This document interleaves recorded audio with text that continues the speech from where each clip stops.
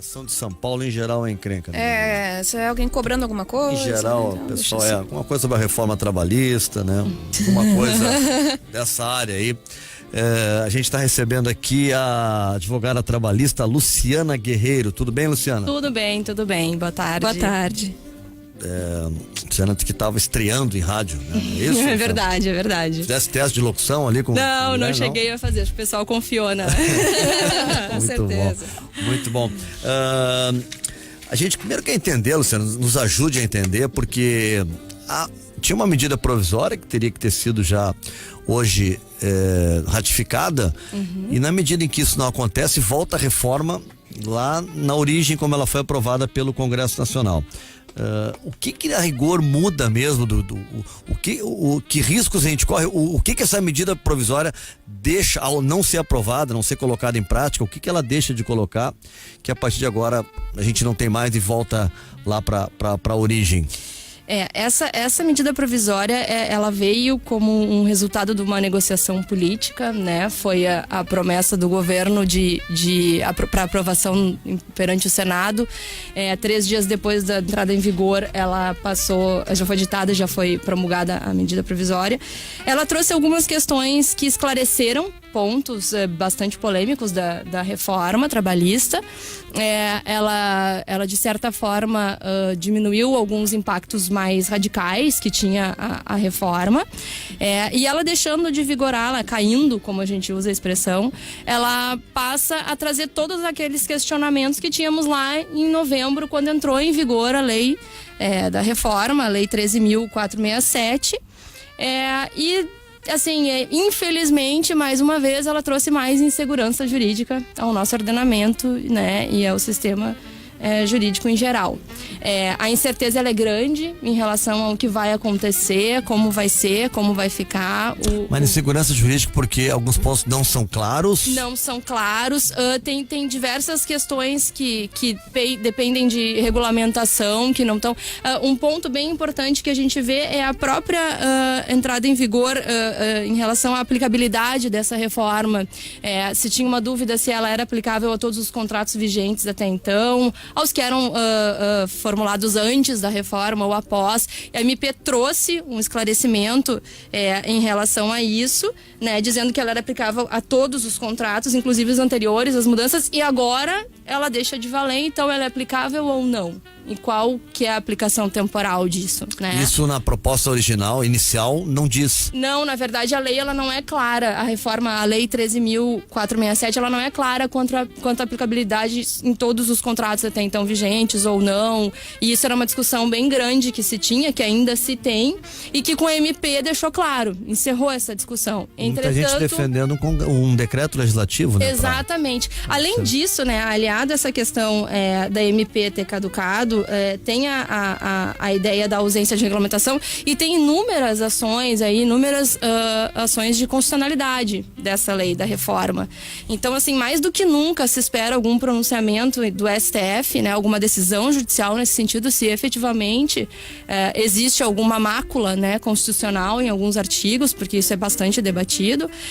Antes disso, como o STF é um órgão que às vezes tende a demorar um pouquinho mais na prestação jurisdicional, se aguarda com muita ansiedade os posicionamentos e as decisões do TST. Né? Ainda não tivemos nada muito claro a respeito disso, do TST. O TST, em fevereiro, teve uma comissão que foi organizada para tratar dos assuntos trazidos pela reforma. Essa comissão teve um adiamento da entrega dos trabalhos, então provavelmente agora, caducando a MP, a gente tem algum posicionamento mais claro. Enquanto isso, os tribunais vão se manifestando aos poucos, as questões vêm aparecendo aos poucos nas ações, né, no contencioso, no judiciário, a gente, rotineiramente. Eu ia dizer corre o risco, mas talvez seja uma palavra forte, mas pode acontecer de, a partir de agora, cada juiz tem um entendimento sobre o período em que está valendo o contrato, se é anterior, se a partir de agora. Na verdade, em relação a vários pontos aqui, Nando, a gente já verificou desde novembro muitas decisões divergentes, assim, de tribunais em diversas regiões do país, alguns aplicando a legislação de acordo com a data em que foi dada a decisão no processo, em que foi feita a sentença, alguns aplicando de acordo com a data em que foi que houve a propositura da ação, em que a pessoa ajuizou a ação, começou o processo. Então, assim, isso a gente já verificou algumas divergências até então e está se aguardando que isso chegue no TST. Ainda não deu tempo, ainda não chegaram lá. Mas a gente já tem aplicações divergentes, tanto de juízes de primeiro grau, que a gente chama, que são os magistrados, quanto dos próprios tribunais. O tribunal aqui da nossa região, do TRT4, ele foi um dos primeiros a se manifestar contrário à aplicação da reforma trabalhista no geral, trazendo diversas oposições e situações em que entendia não ser favorável e não ser aplicável. Então a gente tem essa divergência ainda muito grande e a tendência é cada vez ser maior, né? E um grau de incerteza realmente muito grande. A jornada de... Desculpa, Nanda, vai. Não, tranquilo. Sobre a jornada de 12 horas, que é uma dúvida que eu tenho aqui. 12 por 36. 12 por 36 de descanso, né? A MP tinha dito que valeria só para funcionários da área da saúde, né? Na verdade, ela restringiu o acordo individual só em relação à área da saúde, né? E agora ela é possível para o acordo... Já a lei dizia que era para todos, né? A lei que agora está em vigor que novamente diz que é para todas as categorias e pode ser firmada por acordo individual. Não existe mais necessidade de convenção coletiva ou acordo coletivo. Antes isso era imprescindível, agora não é mais. Agora pode ser feito um acordo entre o patrão e o empregado, sem nenhuma dificuldade para qualquer categoria, né? Então isso é uma mudança, uma alteração bem importante, porque isso acaba sendo um regime especial de trabalho e antigamente se tinha essa restrição porque 12 por 36, 12 horas de jornada é realmente uma exceção à legislação, né? Eu me questiono muito a respeito de como fica a cabeça do trabalhador, de todos nós, na verdade, né, que trabalhamos através do regime da CLT, porque a gente conhecia as coisas de uma forma, houve uma mudança, a maior parte das pessoas não compreendeu exatamente o que aconteceu e agora muda tudo de novo. Exatamente. E aí, o que o trabalhador faz? Ele não sabe em que pé ele anda, né? É um momento realmente assim complicado para todas as pessoas envolvidas no mercado de trabalho, né? Importante buscar orientação. Na verdade, o que essa reforma trouxe assim de ponto importante? Ela conferiu um pouco mais de autonomia às partes, né? Inclusive ao trabalhador, mas muito importante que o trabalhador procure se informar e se orientar e efetivamente saber o que está fazendo. Essa reforma, ela traz um pouco mais a realidade para dentro do contrato de trabalho, né? Coisas que antes aconteciam à margem da legislação, porque não eram abrangidas e hoje são. Então, em alguns aspectos, traz benefícios para o trabalhador, situações que antes não eram abrangidas pela lei e protegidas agora são, enfim. Mas realmente é muito importante que se busque a informação e que se tenha muita cautela, assim. Direitos importantes foram tratados de uma maneira um pouco diferente, como por exemplo a questão da gestante, do ambiente insalubre. Isso é uma questão que está sendo muito debatida e trazida à tona, principalmente por tratar da saúde do trabalhador, né, que é um ponto importante. A reforma a lei que eu estava lendo hoje, 13.467. A gestante, para não trabalhar na gestação, ela tem que ter um atestado que diga que não é para ela trabalhar. Exatamente. Na MP seria o contrário, teria que ser um atestado que dissesse, olha, ela quer trabalhar, então ela pode trabalhar, teria que ser um trabalho voluntário dela e teria que ser autorizado pelo médico para ela poder trabalhar. Porque o ambiente insalubre, ele tem já uma problemática, né, em relação ao trabalhador, então já é um ambiente que ele não é adequado, né? Com a MP, o afastamento da gestante, a não ser que ela quisesse ficar, o afastamento ele era compulsório, ela não poderia estar nesse ambiente. Agora não, agora na verdade ela pode trabalhar num ambiente insalubre de grau em risco médio ou mínimo, né? E elas só devem ser afastadas obrigatoriamente em ambientes onde tem insalubridade em grau máximo. Mas no médio e no mínimo, ela só vai ser afastada caso haja uma recomendação médica para tanto. Existe ambiente insalubre, porque o nome está dizendo insalubre de nível mínimo. Se insalubre, já o ambiente já é insalubre, o nome já está dizendo. Existe, são três normas, níveis, né? As normas regulamentadoras, as NRs, que a gente chama, que trazem quais são os agentes e existe. São graus que existem de nível insalubridade. Mínimo, imagina, então mudasse o nome, então não é insalubre.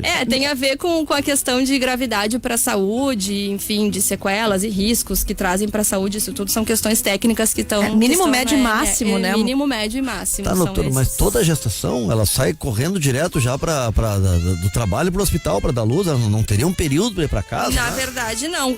Na verdade, o que acontece? É impressionante, né? Com a recomendação médica... A Nana tá aqui apresentando o programa, Nana, eu tenho que sair, que tá uma contração aqui. Correndo. Não, com a recomendação médica e com, né, todas as questões são tratadas pontualmente, mas assim, havendo necessidade, evidentemente que tem um afastamento. A diferença é que antes o empregador ele não tinha a opção de mantê-la num ambiente insalubre, né, caso ela tivesse gestante ou lactante. Agora não, agora ela, caso não queira estar ou o médico dela recomende, vai sair, senão a legislação permite que ela permaneça nesse ambiente. Isso me parece tão contraproducente, me parece um contrassenso tão grande. Gestante, né? Todo mundo fala gravidez não é doença e não é mesmo, mas você tem uma outra vida, você tá dentro de uma situação totalmente diferenciada, especial, é preciso todo um cuidado quando você tá gestante. E aí o governo entende que você pode trabalhar num ambiente insalubre. Não faz sentido. Mínimo médio. Mínimo e médio. Olha aí, só não pode no máximo. Só no máximo. Olha aí. Não, é que assim, ó, é que a gente fica, é muito subjetivo. Exatamente. Tu fica na ideia de, pode ter um empregador extremamente sensível, um cara que tu tem uma boa relação, que veja, e tu pode ter aquele cara que, olha, se o médico tal, e tem que ser o médico da empresa, o médico não sei o que da Justiça do Trabalho, se ele não disser que não pode, tu tem que trabalhar. A gente não sabe, tem tudo que é tipo de empregador. Sim, isso é verdade. verdade. A lei tem que ser bem ampla, tem que ser muito clara nessa hora, né? Isso é um ponto bem nevrálgico e bem polêmico, justamente porque mexe com a saúde do trabalhador das gestantes e lactantes, né? Isso pode ser o teu médico, o médico Sim, da mulher. não existe na legislação, não existe não tem que ser o médico escolhido pela empresa. Não, o obstetra, então pode. Se o médico determinar que ela precisa desse afastamento, não existe nenhuma obrigatoriedade de que seja o médico da empresa ou o médico que o empregador, enfim, entenda que seja adequado, não importa. Obviamente que pode acontecer no retorno após a licença maternidade, ela encontrar ali, né, a gloriosa reunião de vamos rescindir o nosso contrato de trabalho. Acontece. Nesse caso aqui, eu acredito que na verdade vai trazer uma questão muito aliada também ao bom senso, né? Tomara. Esperamos, né? Assim, que isso... Na verdade, como acontece hoje, né? Ainda que a legislação abra essa porta para que o empregador possa optar por afastá-la ou não do ambiente insalubre mínimo ou médio, e ela ficaria tão somente se não quisesse, acho que na realidade é importante que se conte com o bom senso dos dois lados, assim, né? Que se avalie e que... Não é arriscado, Luciana, a lei contar com o bom senso, a lei não tinha que ser clara, porque vai assim, ó, o cara pode imaginar o empregador, é um direito dele, ele pode imaginar, pô, essa aí dá pra contar, a Nanda Miller, tu vê, ficou aqui, o neném nasceu, ela saiu daqui pro hospital pra nascer, isso é que é funcionária. Pô, já a Luciana, um mês antes me apresentou atestado porque tava doente, pô, eu tenho que ter funcionário como a Nanda, não como a Luciana. Quer dizer, é uma coisa muito subjetiva. Não, fica a subjetividade, abre portas pra subjetividade, né? Essa é a questão, que tá na insegurança, a pessoa de repente até nem deveria estar trabalhando, mas fica com medo de perder aquele emprego. Na verdade, assim, as brechas e a discussão tamanha, ela toma um vulto muito grande por conta dessas questões, dessa subjetividade, dessas diferenciações que ela proporciona. Por exemplo, a questão do dano moral é uma questão bem também polêmica e nevrálgica, porque a indexação já é por si só um tema controvertido, né, de se fixar parâmetros já pré-determinados para a indenização. E a pior questão aqui é que essa medida provisória, ela trazia uma possibilidade de se igualar um pouco mais as indenizações na medida em que o salário, que era o indexador, que se utilizava como parâmetro, ele era equivalente ao teto dos benefícios do INSS. Então, o teto dos benefícios é igual para todas as pessoas. A legislação que retornou agora, que está em vigor na integralidade, a 13.467, ela traz como indexador o salário do empregado prejudicado. Então, cria uma situação que, por exemplo, estejamos nós dois funcionários da mesma empresa em uma reunião, enfim, em que soframos algum assédio moral ou algum abuso moral por parte de algum superior, algum colega, enfim. E na Justiça do Trabalho tenhamos indenizações diferentes pelo mesmo fato. Inclusive, até a repercussão pode vir a ser mais prejudicial para um ou para outro, que afinal de contas é uma questão moral, psicológica, enfim. E tenhamos valores de indenização diferenciados porque o salário de um é maior que o salário de outro. Então essa legislação tem essa situação que também é muito polêmica e abre o campo aí para discussões também. Como é que Carla, fica? nossa ouvinte lá do Menino Deus, Ananda, só para em cima da gestante, ela lembra que uma pesquisa que foi publicada no final do ano passado, até o Eu País publicou, pesquisa que mostra que metade das mulheres que engravidam no Brasil perdem o emprego 2 anos depois da licença maternidade.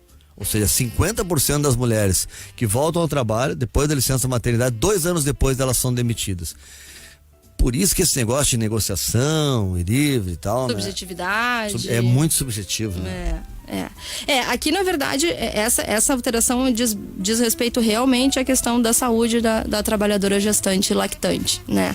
Infelizmente é uma realidade que a gente lida aí diariamente, mas é um tema bem polêmico e vamos ver, provavelmente vai haver. Esses temas que estão sendo levantados com maior polêmica e com maior discussão e debate, muito provavelmente são aqueles em que haverá alguma espécie ou de regulamentação por meio de decreto ou alguma manifestação relativa à constitucionalidade, porque são coisas que realmente trazem muitas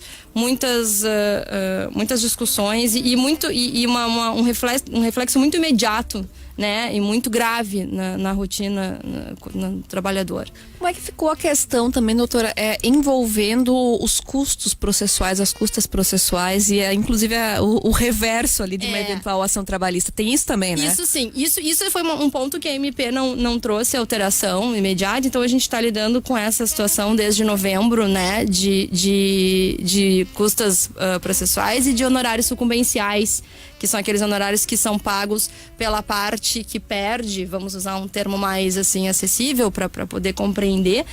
A gente faz os pedidos e aquilo que a gente ganha, a outra parte tem a obrigação de pagar honorários para o advogado de quem fez o pedido, e os que a gente perde, né, em contrapartida, temos que pagar honorários para a parte adversa, para o advogado da parte adversa. Se um advogado cobra 3 mil para defender uma causa e o outro cobra 400 mil, 400 é um exagero, mas 50 mil, eu tenho que pagar o preço que é do outro advogado ou tem um preço estabelecido? Essa é uma relação diferenciada. A relação de honorários contratuais do profissional com o cliente é a parte. É um contrato diferenciado, é um ajuste entre o cliente e o advogado. Esses honorários que a gente está tratando e que a lei trouxe como inovação no âmbito trabalhista, eram os honorários que já existiam processualmente na área civil, no Código Processual Civil, já eram previstos, mas a gente não tinha aplicação no âmbito trabalhista. Talvez eu não tenha me expressado de uma maneira bem clara. Quando a gente chama de honorários sucumbenciais porque vem de sucumbência, que é perda. Sobre aquilo que perdemos no processo, pagamos um percentual para outra parte, que é a parte que ganha. Isso não é o advogado, a parte, o reclamante ou o reclamado, no caso da ação trabalhista. Então não tem nada a ver com a relação do advogado-cliente. Esses honorários, eles são ajustados à parte, é uma outra relação contratual, né? Exemplificativamente, tu ajuiza uma reclamatória contra minha pessoa, contra minha empresa, tu pedes hora extra, dano moral, algumas outras coisas, e tu faz 5 pedidos e ganha 3 e perde 2. Sobre esses 2 que tu perdestes, tu vai ter que pagar honorários pro advogado da outra parte. E vice-versa. A parte da empresa perdeu 3, vai pagar pro advogado da parte autora, do reclamante, vai pagar honorários. Isso a gente chama de honorários sucumbenciais. Com a lei como ficou agora, vale para contratos, mesmo o cara que entrou antes da reforma trabalhista? Essa é a discussão. Na verdade, assim, a jurisprudência, a magistratura em geral não tem aplicado para os ajuizamentos anteriores à vigência da lei, não. Que a decisão saiu hoje, só que o cara entrou lá 4 anos atrás. Mas tem vários TRTs, o TRT2, por exemplo, de São Paulo, que é a região de São Paulo, o TRT15, que é da Grande São Paulo, o TRT5, tem algumas decisões no sentido de que o que vale é a época em que foi dada a decisão, da legislação que está valendo na hora em que a sentença foi dada. E se está valendo na hora em que a sentença foi dada, valeria esses honorários, ainda que quando tu ajuizou a ação lá 2 anos atrás, 1 ano, enfim, não existia essa norma. Essa é uma discussão que vai ser muito inflamada, ela ainda vai ser uma discussão muito grande, profunda, e esperamos que ela também não avance muito no tempo para que se tenha logo uma decisão definitiva, né? Porque assim, o que se viu a partir disso? Muitas pessoas... Bom, o primeiro efeito, assim, que foi imediato e muito visível aos olhos de todo mundo foi a diminuição das ações judiciais no âmbito trabalhista, né? Há pouco tempo foi veiculada uma matéria de que diminuiu em torno de quase pela metade, 40% a menos de ajuizamentos, por conta disso também, desse medo de saber se vai ganhar, se não vai ganhar, vai ter que pagar, que antigamente não existia essa possibilidade. A questão de liquidar os pedidos, isso é uma inovação, e hoje, agora à tarde, no TRT4, está havendo um julgamento que envolve essa questão. Antigamente, a reclamatória ela era ajuizada sem que fosse necessário nenhuma discriminação relativa a valores no rito ordinário, que é o rito mais comum que a gente trata. Não precisava dizer os valores certos e corretos, líquidos, do que estava se pedindo. Isso era apurado depois de resolvida a questão de mérito. E agora a reforma trouxe uma inovação no sentido de que a parte, quando faz o pedido, quando ela diz que ela acha que tem direito a horas extras, a tantas horas extras, enfim, ela já tem que trazer um valor embutido nisso, quanto ela acha que custa. E aí isso tem feito com que muitos advogados não tenham feito alguns pedidos por alegarem dificuldades de ter informações para poder efetivamente calcular quanto acham que vale o seu pedido, quanto acham que tem direito. Ele tem muitas dificuldades, alguns alegam que as questões são tão complexas que necessitariam de algum trabalho de contador, algum trabalho especial, de especialista, para apuração desses valores. Então isso é uma inovação também que chegou pela reforma, que está sendo amplamente debatida. Alguns magistrados, lá por novembro, dezembro, deram oportunidade àquelas ações que tinham sido ajuizadas sem esse elemento de que as partes pudessem ajustar, né, em conformidade com o que está valendo agora. E hoje de tarde está sendo avaliada essa questão pelo nosso TRT aqui do Rio Grande do Sul, da região 4. E que a OAB ela tá defendendo essa desnecessidade de apresentar os valores já antes de se resolver o mérito da ação. E esse é um tema também que é bem importante e que tem sido enfrentado em todo o país, assim, de maneiras divergentes também, né? Luciana, deixa eu te colocar algumas questões de ouvintes aqui. O Jair Santana diz assim, ó, pergunta pra doutora, eu tenho uma senhora que faz limpeza em minha casa, ela vem segunda das 8 da manhã às 4 da tarde e sexta das 10 da manhã às 6 da tarde. Eu pago R$160 por limpeza. Se ela para de trabalhar aqui, eu tenho que indenizar ela, indenizá-la já faz 4 anos, pergunta o Jair Santana. Na verdade, isso é uma questão, não tem muita relação com a lei 13.467, não houve nenhuma alteração específica em relação a isso. Essa habitualidade de 2 vezes por semana, conforme a jurisprudência, não tem trazido nenhuma caracterização de vínculo de emprego. Então, trabalhando nessa situação, essa hipótese a gente trata como um diarista, como a gente diz. Então, o pagamento é por dia, não há necessidade de ter indenização e de reconhecimento. Okay. A Fernanda, ela diz assim, ó, ela faz uma crítica, ela diz que a reforma do direito a reforma trabalhista desconsidera a diferença de forças entre o empregador e o trabalhador. Aí ela pede para que eu pergunte para ti, Luciana, já que prevalece o negociado sobre o legislado, isso não fará com que a longo prazo aconteça a extinção da justiça do trabalho?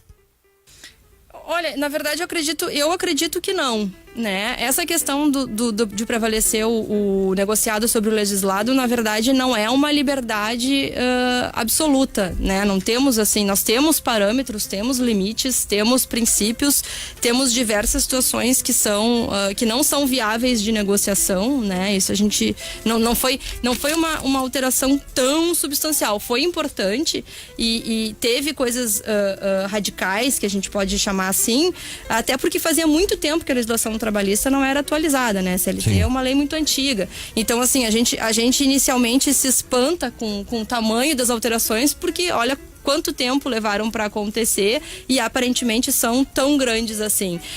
Mas evidentemente que vão ter diversos pontos aqui em que o negociado, ele não se pode negociar sobre tudo, né? Assim, tem coisas que ainda permanecem. E nesses pontos também que vai ser muito importante a manifestação do STF.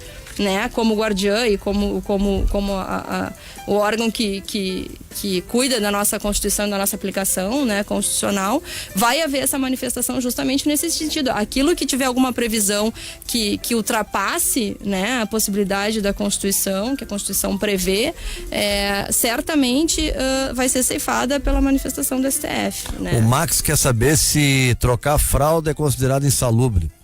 Tem a questão dos agentes biológicos. É a mesma questão dos agentes da higienização de sanitários, enfim, locais públicos. Mas essas questões de ambientes insalubres, a gente tem toda a previsão na norma regulamentadora.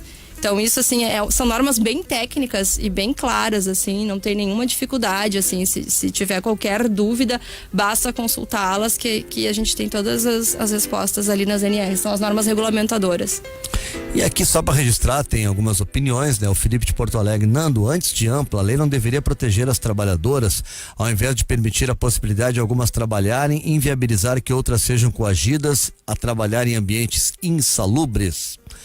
O Daniel Barbosa diz: não há uma maior autonomia do trabalhador em negociar com o empregador. Nunca haverá uma equivalência entre os dois para a negociação.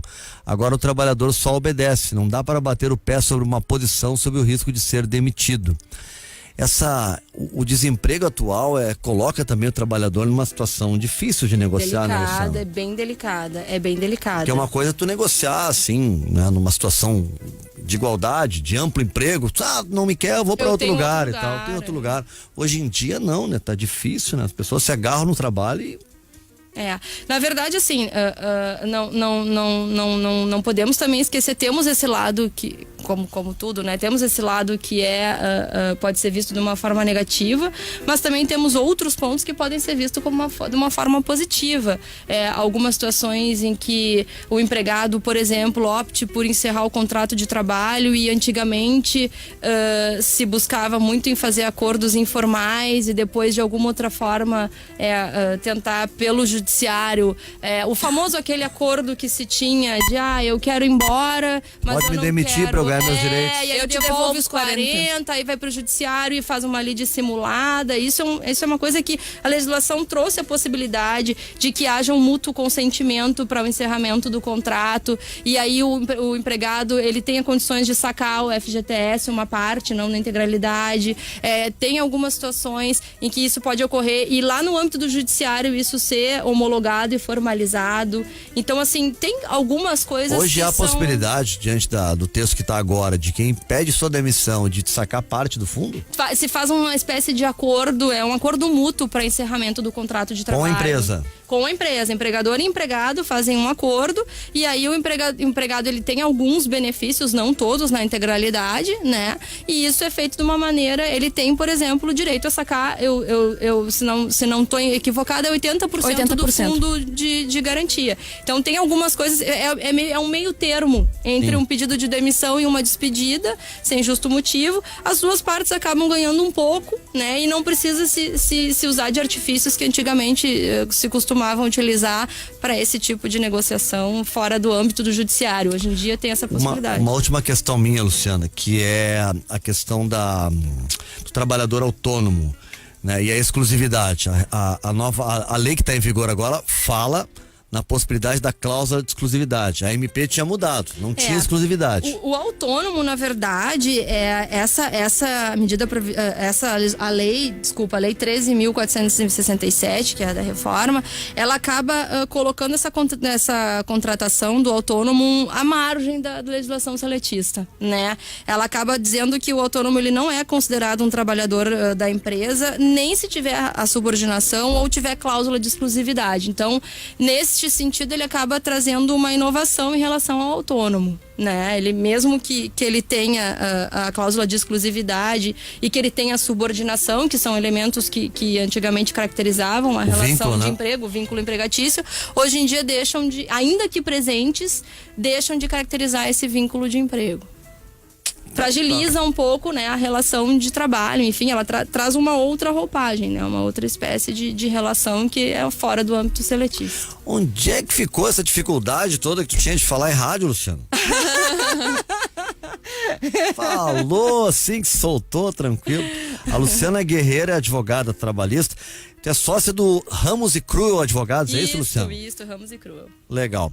Muito obrigado por nos ajudar aqui. Imagina, eu que agradeço a E oportunidade. a gente vai te chamar outras vezes, porque Ótimo. tem muita coisa para esclarecer e os Espero. ouvintes querem entender o que está acontecendo. Sim, espero ter auxiliado e estou à disposição. Obrigado. Obrigada, bom Obrigada. trabalho, boa tarde. Depois do intervalo, a gente conversa com a Taline Opitz.